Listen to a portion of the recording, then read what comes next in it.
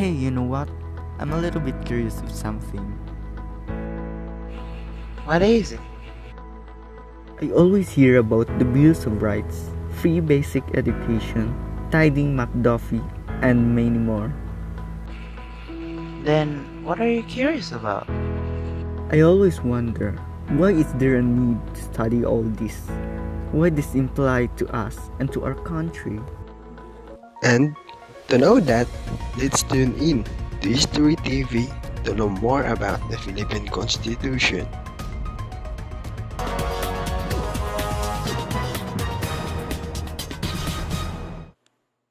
The 1987 Constitution of the Philippines. It is the mother of all the laws that we have, and this constitution is what we are currently using right now, including the bylaws and our rights as the citizens of the Republic. So that means that every right that we are enjoying right now are sourced from the Constitution. The 1987 Constitution of the Philippines is consists of a preamble and 18 articles. So the Constitution, it is a set of fundamental principles or established precedents according to which a state or other organization is governed, and it symbolizes the country's freedom and independence. The 1897 Constitution of Biak na Bato. So what is it? The Biak na Bato Constitution provided for the establishment of a Supreme Council that would serve as the highest governing body of the Republic. The Constitution of Biak na Bato is also known as the Constitución Provisional de la República de Filipinas. It was short-lived as it operated only from November 1, 1897 to December 14, 1897. The 1899 Malolos Constitution. Constitution Politica de 1899 was the basic law of the first Philippine Republic, whose form of government was unitary, semi-presidential. So this unitary semi-presidential means that a president exists alongside a prime minister and a cabinet. An example to this is France. The Constitution specifically provided for safeguards against abuses and enumerated the national and individual rights not only of the Filipinos and of the aliens. Tydings-McDuffie Act of 1934. On March 24, 1934, the U.S. passed the Tydings-McDuffie Act that allowed the Filipinos to govern the nation. It provided full independence for the Philippines 10 years after the creation of a constitution and the establishment of a Commonwealth government that would be the forerunner of an independent republic. After the organic law of the 1902 and then 1916, or the Jones Law, or what we call the 1916 Constitution, the vote of the Constitution led to the creation of the 1935 Constitution, and it was made through the 1934 Constitutional Convention, and the president at that time was Manuel L. Quezon. So the main purpose of the Commonwealth government, or the 1935 Constitution, was to train Philippines to become an independent by the Americans. So the Americans created this constitution similar or virtually similar, virtually identical to the Americans, so that we are prepared if the Americans decided to give the independence to the Philippines. But unfortunately, World War II broke, and the Japanese took control over our country, in represents with the puppet government, or the puppet president Jose P. Laurel, which leads to the creation of the Second Republic. So the Second Republic after the World War II. So the World War II ended in 1945. So in 1948, Jose P. Laurel decided to give the Philippines back to the Americans and the Filipinos. So he dissolves the Second Republic, which leads to the creation of the Third, and then he let the Americans and the Filipinos to get in to control the country, so that Filipinos and the Americans can reorganize the constitution and the government. So after years and years, the 1973 was created by Ferdinand Marcos Sr. So It was promulgated by the 1973 Constitutional Convention after he declares martial law. The aim of this constitution was to give more power to the executive department, which made him a dictator. So he has more control over our country because it gives more power to the executive department. So we know what happened back then. The EDSA, eventually the EDSA, the People Power 1 or the EDSA 1 was, the EDSA 1 did happen, and which leads to the downfall of the Marcos regime and the Marcoses. And after that, in 1986, they created a new constitution which aims to remove all the Marcos officials and to clean the Marcoses mess. It also introduces the draft of the new and the formal constitution, which is the 1987 constitution. So the 1987 constitution was signed by President Corazon P. Aquino on February 8, 1987. It establishes and represents the democracy with power divided into three separate and independent branches of the government: the legislative, the executive, and the judiciary. The 1987 constitution contains our Bill of Rights and make the government it has the blueprint of the government. So if it has the Bill of Rights, which is the basis of the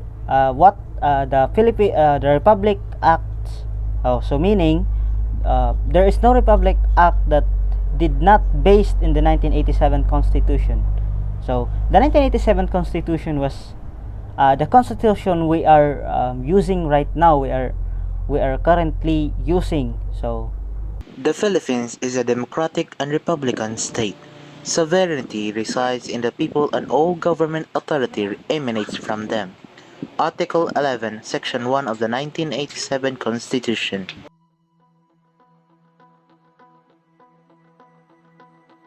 Hey, look at that. Look at who? The farmers. Yes, they are so hardworking. Without them, we will not have rice on our tables. Definitely. I wonder if they are given equal rights in what they do. Yes, I wonder. We have agrarian reform that will discuss more about that. Let's tune in to History TV.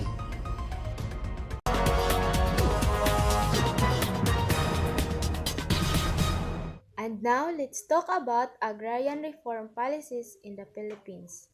But before that, here are the two important words that we need to know to fully understand what is agrarian reform policies in the Philippines are all about. The first one is land reform. In the Philippines, it is the process of redistributing land from landlords to tenant farmers so that they will be given a chance to own a piece of land to improve their plight. When we say land reform, we only want to redistribute the land that comes from the landlords or landowners to the farmers who tilled, cared for, and cultivated the lands. This means that the land reform will only wants to share the land cultivated by the farmers that is owned by landlords with their tenants, meaning that they will only be given a piece of land so that it becomes their property. Next, agrarian reform. It is defined as the rectification of the whole system of agriculture. So it is said in the agrarian reform that if it is complete, it not only deals with land reform, but also the lives of farmers, who should also earn money. There should be a good relationship between landlords and the farmers. not only to give them land, but to give them a better life, opportunities, and the abilities to earn income through farming. Pre-Spanish period. Filipinos already live in villages and barangays even before Spaniards came to the Philippines. The settlements were ruled by chieftains or datos who compressed the nobility. So even before Spaniards came to our country, our land was for everyone. So what happened then is the land is communal, meaning it belongs to all Filipinos. But when the Spaniards came to our country, they implemented various law, policies, and proposals that caused Filipinos to become slaves in their own country. The Spaniards introduced the concept of encomienda to the Philippines. Encomienda was a system of giving land, which is called royal land, to the Spanish conquerors who were loyal to the Spanish monarch. The encomienda was entrusted to the encomenderos, who were responsible for maintaining the peace and order of the land. Despite this, the encomenderos are said to have the power to collect taxes from the Filipinos, and when Filipinos can't pay, the encomenderos hurt them. However, their tax collection is also high, which makes life difficult for many Filipinos.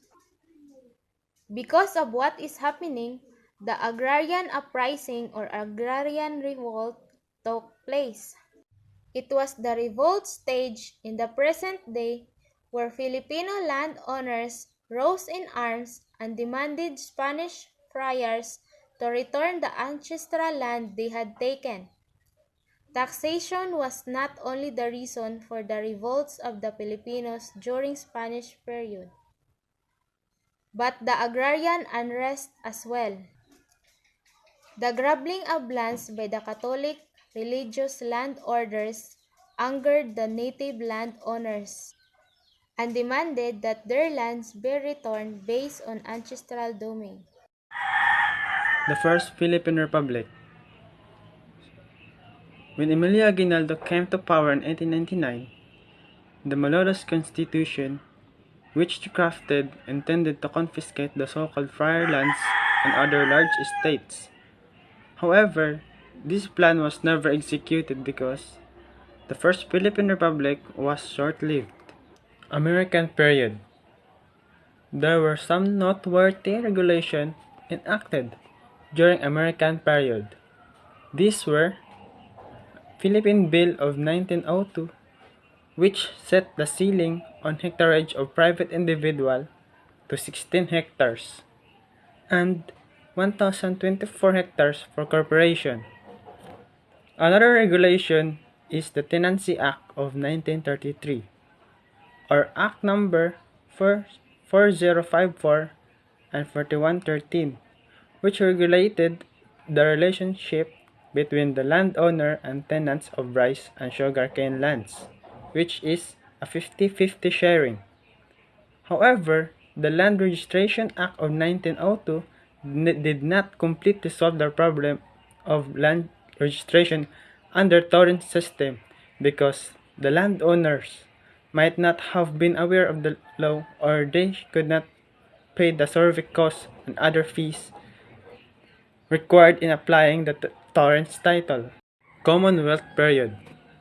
So, during this period, President Manuel L. Quezon advocated the social justice program to block the increasing social unrest in Central Luzon.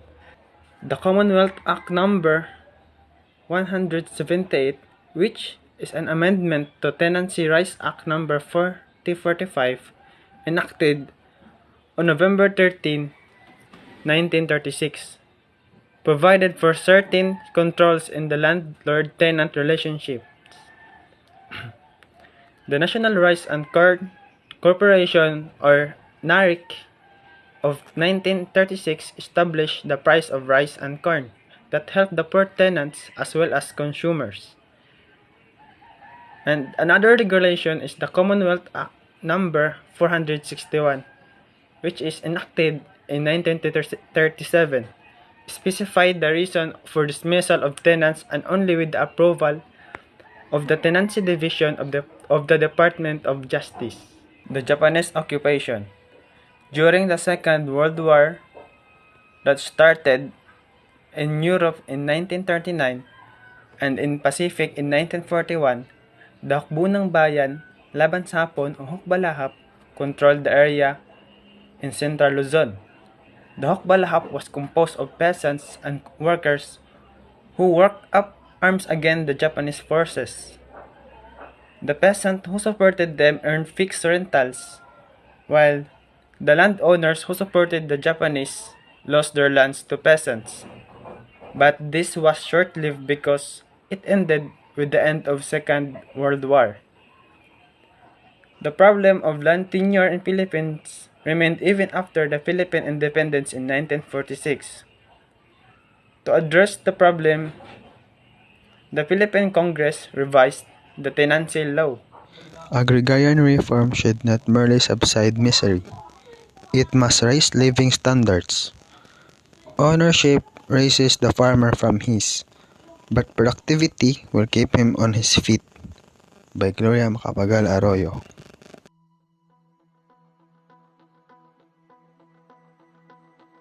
Yes, finally, it's payday. Treat me some foods. I can't. I have taxes to pay. What is the purpose of the taxes that you pay? Well, let me enlighten you. Tune in to History TV to know more about the taxation in the Philippines.